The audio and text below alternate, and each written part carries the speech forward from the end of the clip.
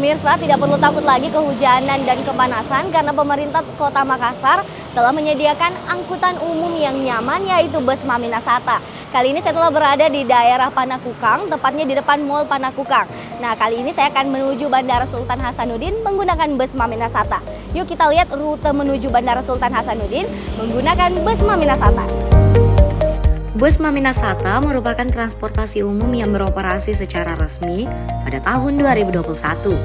Pada awal beroperasi, bus ini memiliki 4 koridor, namun per 1 Januari 2024, jumlahnya dikurangi menjadi 2 koridor saja, yakni koridor 1 rute Panakukang Square ke Pelabuhan Galesong sebanyak 27 unit bus, dan koridor 2 rute Mall Panakukang ke Bandara Sultan Hasanuddin sebanyak 21 unit bus.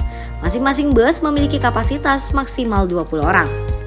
Untuk pembayaran bus Maminasata tidak menggunakan uang tunai dan hanya boleh menggunakan QRIS serta pembayaran elektronik lainnya. Nah pemirsa, untuk tarif normal penggunaan bus Maminasata adalah sebesar 4.600 per orangnya.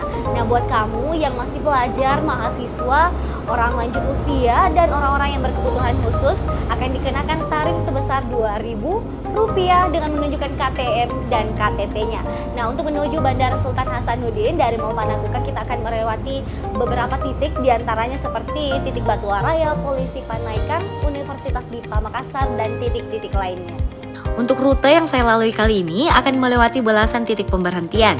Penumpang dapat memantau halte yang akan disinggahi melalui monitor yang terdapat di bagian depan bus. Saat tiba di bandara, bus akan berhenti tepat di depan pintu keluar bandara.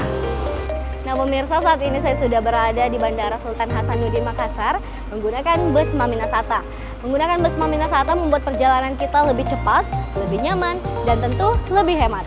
Mulai sekarang, ayo kita biasakan diri kita untuk menggunakan bus Maminasata.